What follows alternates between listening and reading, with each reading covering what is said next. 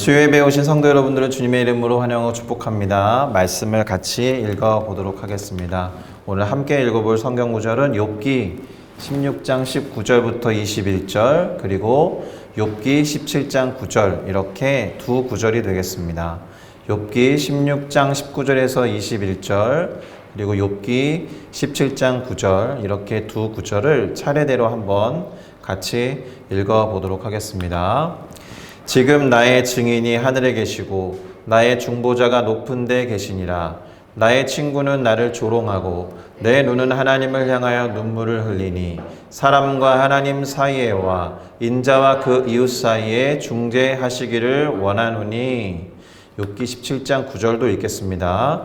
그러므로 의인은 그 길을 꾸준히 가고 손이 깨끗한 자는 점점 힘을 얻느니라. 아멘. 저는 방금 우리가 함께 읽은 욥기 16장 19절부터 21절 그리고 욥기 17장 9절 이 두 구절 말씀을 가지고 그 길을 꾸준히 갈 수밖에 없는 이유 이러한 제목으로 욥기 15장부터 17장까지를 함께 살펴보고 깨달음을 얻는 시간을 가져보고자 합니다. 그러니 같은 마음을 가지시고 제목을 따라 읽어주시면 좋겠습니다. 그 길을 꾸준히 갈 수밖에 없는 이유. 그 길을 꾸준히 갈 수밖에 없는 이유. 아멘. 자, 오늘 우리가 살펴보고자 하는 욥기 15장, 16장, 17장은 엘리바스와 욥의 두 번째 대화를 기록하고 있어요. 자, 첫 번째 대화가 언제 있었는지 기억이 나실까 모르겠습니다. 벌써 한참 시간이 흘렀는데 엘리바스가 욥에게 말을 걸면서 시작됐던 첫 번째 대화는 욥기 4장부터 7장 사이에 있었습니다. 자, 우리가 다 알고 있듯이 고난에 처해 있었던 욥을 찾아왔죠, 친구들이. 그리고 그 친구들 중에서 가장 먼저 대화를 시도했던 것이 엘리바스였어요. 그 이후에 빌닷이나 그리고 소발과의 대화가 한 차례씩 이어진 다음에 다시 이 욥과 엘리바스 사이의 대화가 시작된 것입니다. 그래서 15장은 엘리바스가 욥에게 한 말을 기록하고 있고 나머지 16장과 17장은 그에 대한 욥의 대답이라고 할 수 있겠습니다. 자, 우선 오늘의 대화에서 엘리바스는 욥에 대한 불만을 이야기해요. 그런데 욥기 전체를 보면 욥에게 불만을 품은 사람은 이 엘리바스뿐만이 아니죠. 빌닷도 그랬고 소발도 마찬가지였습니다. 그리고 아직까지 한마디도 하고 있지 않은 그리고 욥기 거의 후반부에 등장하는 엘리후라는 사람도 마찬가지였을 것입니다. 재미있죠? 처음에 이 엄청난 고난 속에 욥을 찾아와서 위로하려고 했던 친구들이 전부 불만을 말하면 물론이거니와 비난과 정죄를 하게 되었다라는 사실이 참 씁쓸하게도 우프고 그렇습니다. 자, 그럼 엘리바스가 욥에 대해서 가졌던 불만이 무엇인지를 한번 볼까요? 욥기 이 15장 11절과 13절에 근거할 때 엘리바스가 볼 때 욥이 하나님 앞에서 불만을 말하는 것, 그래서 째려본 것 같아요. 하나님을 향해서 욥이 째려보고 쌀벌한 눈빛으로 막 하나님을 째려보는 듯한 것, 그리고 분노를 막 터뜨리면서 감정을 토설하는 것이 엘리바스 마음에는 들지 않았던 것 같습니다. 우리도 그럴 것 같아요. 우리도 누군가가 하나님 앞에서 담기 힘든 말을 한다거나 어떻게 하나님 앞에서 그런 말을 할 수 있지? 이런 생각과 판단이 들 때가 얼마든지 있기 때문에 엘리바스가 욥에 대해서 이런 불만을 말하는 것이 완전히 틀렸다라든가 이해가 되지 않는다라거나 이렇게 말할 수는 없을 것 같아요. 자, 한번 읽어볼까요? 하나님이 위로와 은밀하게 하시는 말씀이 내게 작은 것이냐? 어찌하여 네 마음에 불만스러워하며 네 눈을 번뜩거리며 네 영이 하나님께 분노를 터뜨리며 내 입을 놀리느냐? 이렇게 말합니다. 하나님이 주시는 위로 또 아주 세밀하게 하시는 말씀이 너한테 충분하지 않다는 거냐? 이 말씀을 하면서 불만 토로를 시작한 것인데요. 하나님이 그렇게 작게 말씀하시고 너에게 위로의 말씀을 전하는 것이 불만이라는 거냐? 그것이 아니라면 어떻게 그렇게 쌀벌한 눈빛을 할 수 있느냐. 또 그것이 아니라면 어떻게 그렇게 분노하면서 입을 함부로 놀릴 수 있는 거냐. 이렇게 말하고 있는 거예요. 그러면서 이 엘리바스는 욥을 외지인, 그러니까 에리언이라고 해놨잖아요.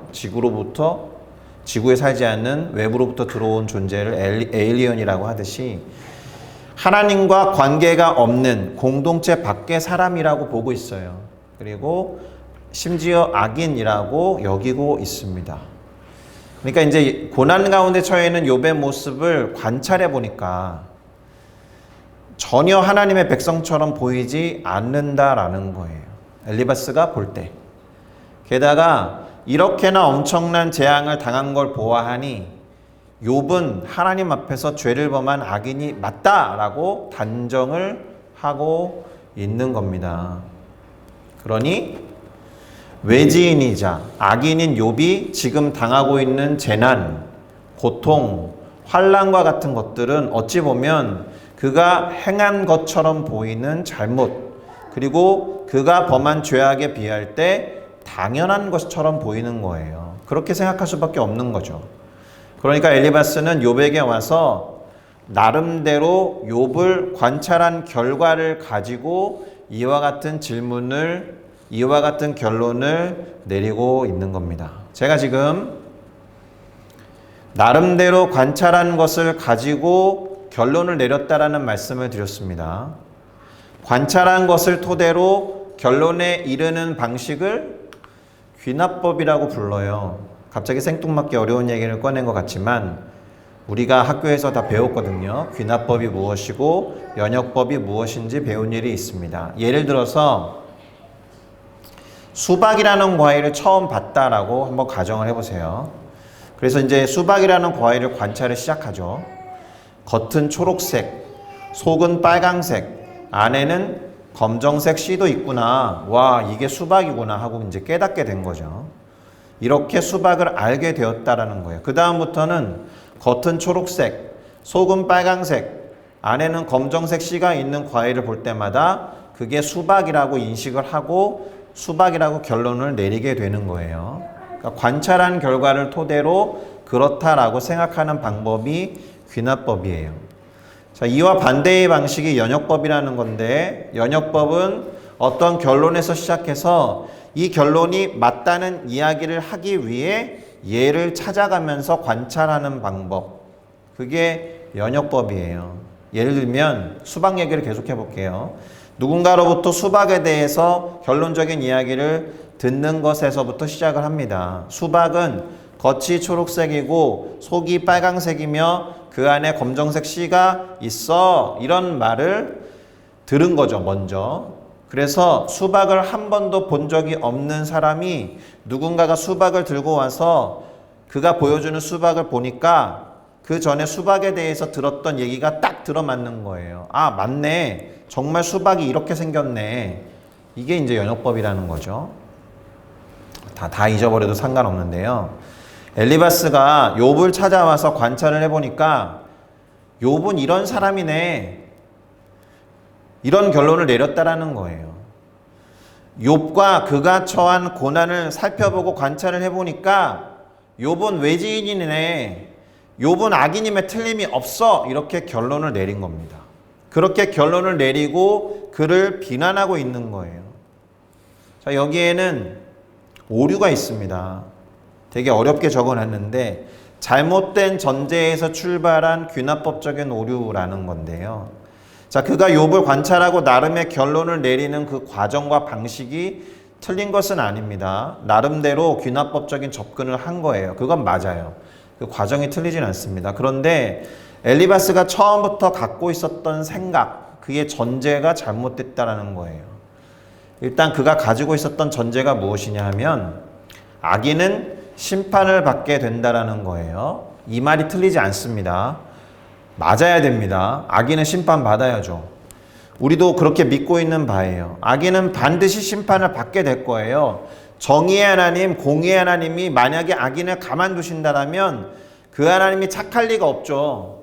그 하나님이 공의의 하나님이고 정의로운 하나님일 리가 없겠죠. 그러니까 악인이 심판을 받는 건 당연한 거예요. 그런데 엘리바스가 이 생각만으로 그친 것이 아니다라는 게 중요한데, 엘리바스가 갖고 있었던 어떤 생각이 틀렸느냐? 재난이라는 것이 심판인 경우도 있지만 심판이 아닌 경우도 있다라는 거예요. 누군가가 재난을 당한다라는 것은 심판을 받는 거라고 결론을 내린 것이 잘못이다라는 것입니다. 예를 들면 누가 병에 걸렸어요. 그럼 그것이 죄 때문일까요? 반드시? 꼭 그런 건 아니잖아요. 또 어떤 경우가 있냐 하면 하도 이 병이 낫지 않으니까 야, 회개할 것이 없는지 좀 돌아봐봐. 이런 말을 하는 경우가 종종 있기는 있습니다.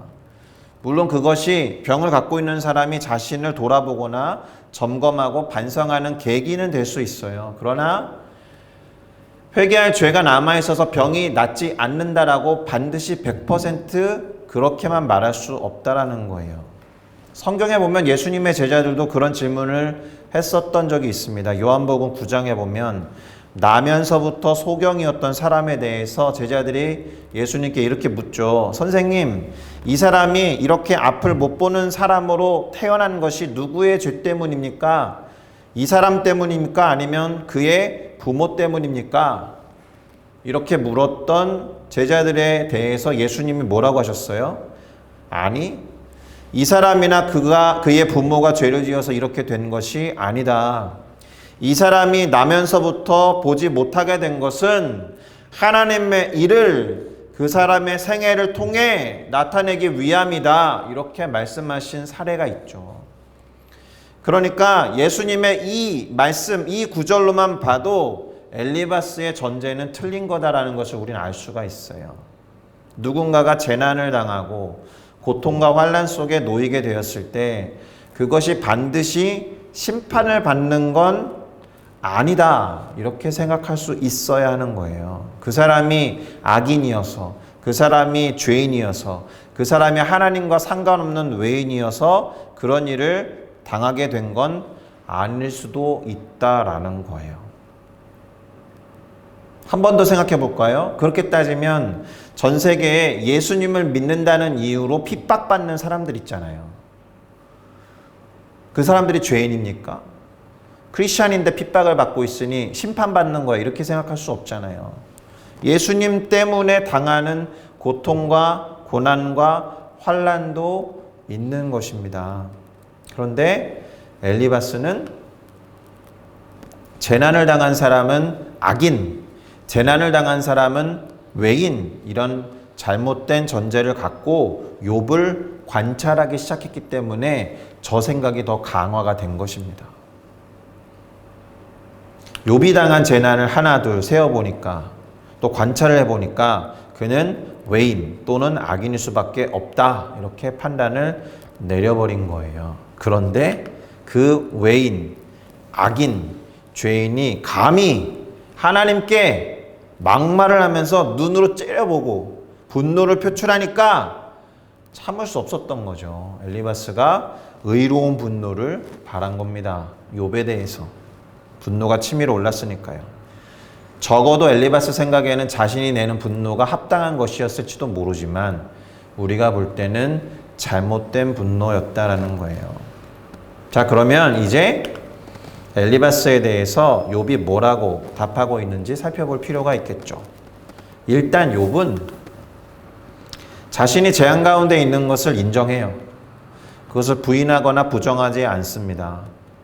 저는 이러한 욥의 태도가 상당히 용기 있는 태도라고 생각합니다. 왜냐하면 우리 주변에 힘들고 어려운데도 그것을 인정하지 않는 분들이 꽤나 많이 있거든요.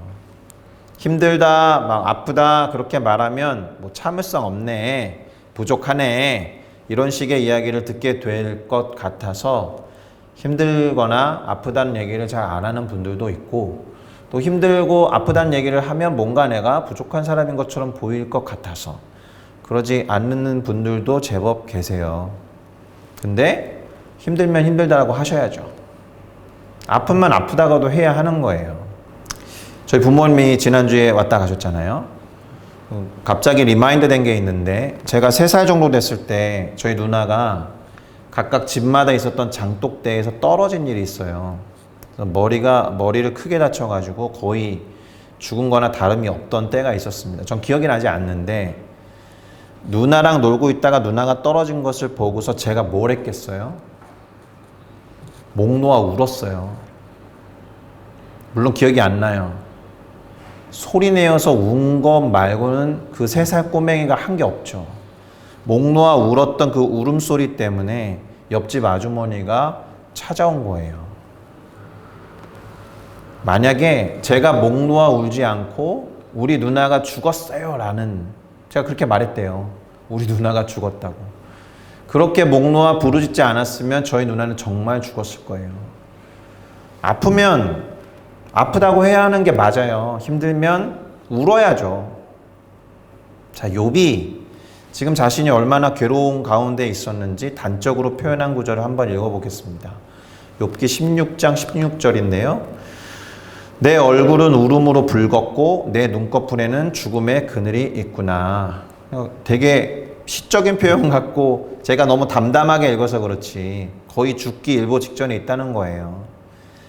엘리바스의 말과 같이 내가 외인이거나 악인인지는 모르겠지만, 그는 받아들이지 않았을 테지만 어쨌든 맞다, 내가 재앙 가운데 있어서 눈물로 밤을 지새우고 있어. 그래서 그 눈물과 울음 때문에 얼굴이 붉어진 거야. 거의 얼굴이 터지기 일보 직전인 거죠. 그리고 죽음의 문턱이 다가왔기 때문에 눈을 감는 것도 겁이 나요. 눈을 감고 잠든 순간 내가 죽을 수 있다라는 두려움이 있는 상태란 말입니다. 잠도 제대로 못 잤겠죠. 눈이 엄청나게 충혈되어 있었을 거예요. 얼굴이 붉었다라고 하지만 눈은 더 빨갰을 것입니다. 그런데 욥은 자신이 외인이나 악인이 아니라는 것을 그 다음 구절에서 이렇게 말해요. 그러나 내 손에는 포악이 없고 나의 기도는 정결하다. 무슨 말입니까? 나는 죄인도 아니고 외인도 아니라는 거예요. 엘리바스, 네 말과 같이 나는 죄인도 아니고 악인도 아니며 외인도 아니야. 자, 우리는 이 말이 맞다는 것을 잘 알고 있습니다. 욥기를 지금 몇 천년 뒤에 이렇게 밖에서 그저 들여다보고 있으니까, 마치 영화 보듯이, 마치 소설책 읽듯이, 드라마 보듯이 그냥 그렇게 들여다보고 있고 욥기의 이야기가 어떻게 시작됐는지 우리는 알고 있어요. 그래서 의인이라고 부르는 욥과 같은 사람이 당하지도 않아야 하는 고통과 고난 속에서 지금 누구보다도 외롭게 그렇게 싸우고 있는 모습을 그저 지켜보고 있는 거예요. 그러면서 뭐 감정을 이입하기도 하죠. 욥이 되어보기도 하고 욥을 위로하려는 친구의 입장이 되어보기도 할 수는 있죠. 욥은 지금 외롭습니다. 욥은 지금 매우 고달파요. 지금 몇 종고에 시달리고 있는 상황과 같습니다. 차라리 친구들이 그냥 자신을 내버려 두기라도 하면 이런 쓸데없는 논쟁을 안 해도 되거든요. 그러니까 몇 중고 중에 하나는 친구들 때문에 생겨난 고통이에요. 그런데 우리는 소설책 보듯이, 영화 보듯이, 드라마 보듯이 이 욥 때문에 매우 많은 것을 배우고 있어요. 어쩌면 하나님이 수천 년 뒤에 이 욥기를 들여다보고 있는 우리들 때문에 욥의 이야기를 준비하신 건 아닐까? 이런 생각을 합니다. 욥이라는 사람이 실존했고 욥이라는 사람을 생각하면 너무 마음이 아프고 안타깝지만 어쩌면 욥의 이야기는 수천 년 뒤에 이렇게 들여다보고 있는 우리들을 향한 하나님의 메시지는 아니겠습니까? 자, 그러했던 욥이 계속해서 이렇게 말해요. 오늘 설교 본문의 첫 번째 본문 욥기 16장 19절에서 21절입니다. 지금 나의 증인이 하늘에 계시고 나의 중보자가 높은 데 계시니라. 나의 친구는 나를 조롱하고 내 눈은 하나님을 향하여 눈물을 흘리니 사람과 하나님 사이에와 인자와 그 이웃 사이에 중재하시기를 원하노니. 제가 너무 또 담담히 읽었죠. 뭐가 느껴지셔야 되냐 하면 하나님 한 분밖에 없구나. 근데 그 하나님이 멀리 계시네요. 제가 그냥 읽었죠. 우리가 습관적으로 하늘에 계신 하나님 이렇게 말한 뉘앙스가 아니에요. 하나님 한 분밖에 없는데 그 하나님이 직접 중재해 주셨으면 참 좋겠는데 그 하나님이 하늘에 계시네요. 높은 데 계신다라는 거예요. 멀게 느껴진다. 멀리 계신 거예요. 그 거리가 생각보다 엄청 큰 거예요. 욥이 지금 목도하고 있는 이 상황은 엄청난 외로움이에요. 우리가 생각하는 것보다 상상 이상으로 힘든 거예요. 지금 욥은. 지금 나의 증인이 하늘에 계시고 이렇게 낭만적으로 읽는 본문이 아닙니다. 높은 데 계시구나. 너무 멀리 계시구나. 내가 이렇게 설명할 필요 없이 이 사람들과 나 사이에 중재해 주셨으면 좋겠다. 자, 그렇게 힘든 상황 가운데 있는 욥이 그래도 믿음과 확신 가지고 하나님께 나아가요. 비록 누군가가 관찰을 해보니까 저 사람 지금 분노를 표출하고 있네. 하나님께 불만이 있어서 눈으로 흘기고 있네. 이렇게 보인다라고 해도 욥은 하나님 한 분밖에 없으니까. 다른 대안이 없으니까. 다른 선택의 여지가 없으니까. 욥은 그렇게 할 수밖에 없어요, 지금. 그래서 이렇게 말합니다. 두 번째 구절이죠. 우리가 읽었었던. 그러므로 의인은 그 길을 꾸준히 가고 손이 깨끗한 자는 점점 힘을 얻느니라. 꾸준하게 하나님께 나아가는 거예요. 그 방법밖에 없으니까. 그가 자신을 손이 깨끗한 자라고 소개하는 듯해요, 지금. 왜요? 앞에서 읽었던 본문에 손이 포악하지 않다라고 말했잖아요. 엘리바스가 너 죄인이야, 너 악인이야 라고 지적질하는 것처럼 보일 때 아니, 내 손에는 포악이 없어. 그러면서 내 손에 포악함이 없는 이 손이 깨끗한 자는 하나님께 꾸준히 그 길을 향해 나아감으로 인해 점점 힘을 얻을 거야. 눈물겹죠. 우리 주변에 내세울 것 하나도 없고 그렇게 평탄하게 사는 것처럼 보이지 않는 분들 중에 하나님을 너무 신실하게 섬기는 분들을 볼 때 그럴 수 있을까 이런 생각이 드는 것과 비슷한 경험이에요. 안쓰럽기까지 해요. 게다가 그럼에도 불구하고 지금의 현실은 희망을 말할 수 없는 상태에 있는데 그래도 꾸준히 그 길을 가겠다.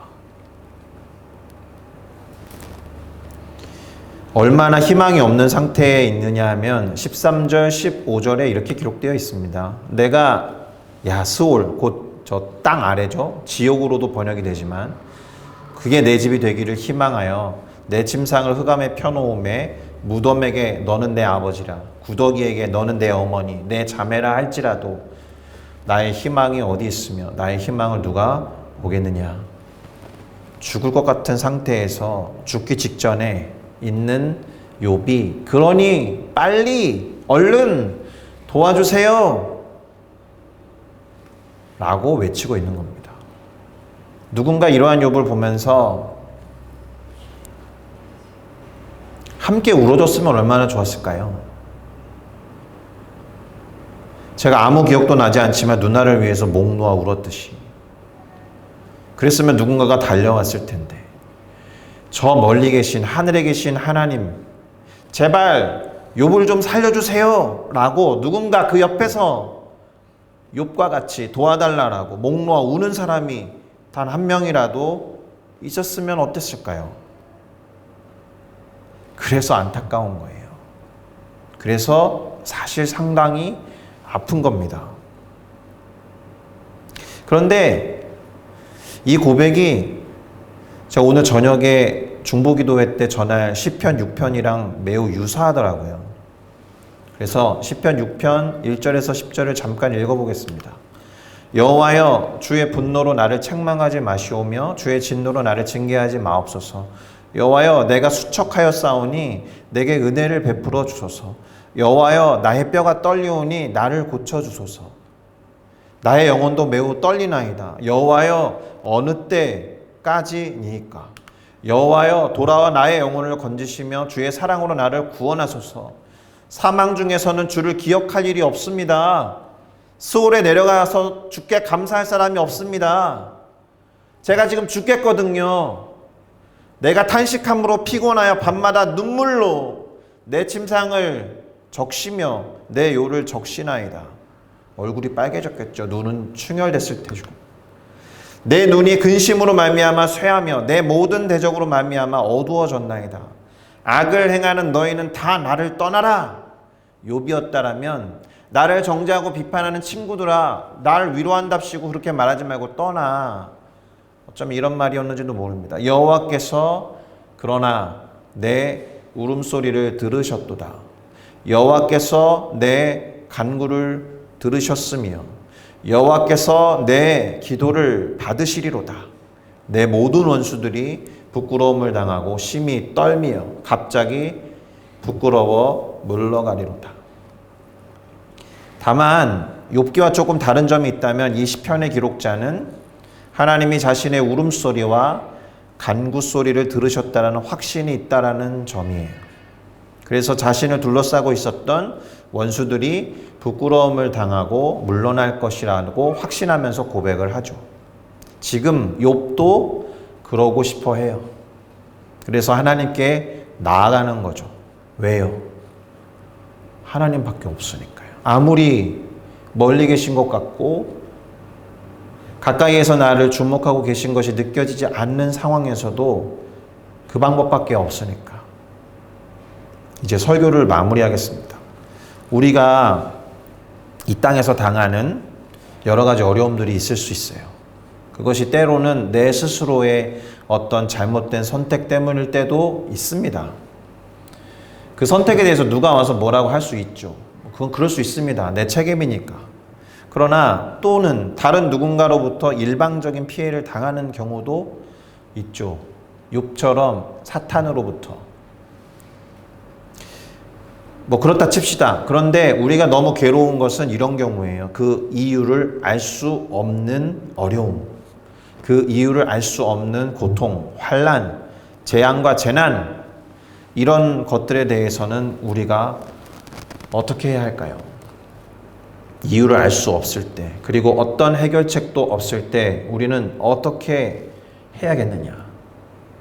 이것저것 다 해봐도 답이 없을 때, 그때 어렴풋이 이런 생각하죠. 결국 하나님밖에 없다는 것인가?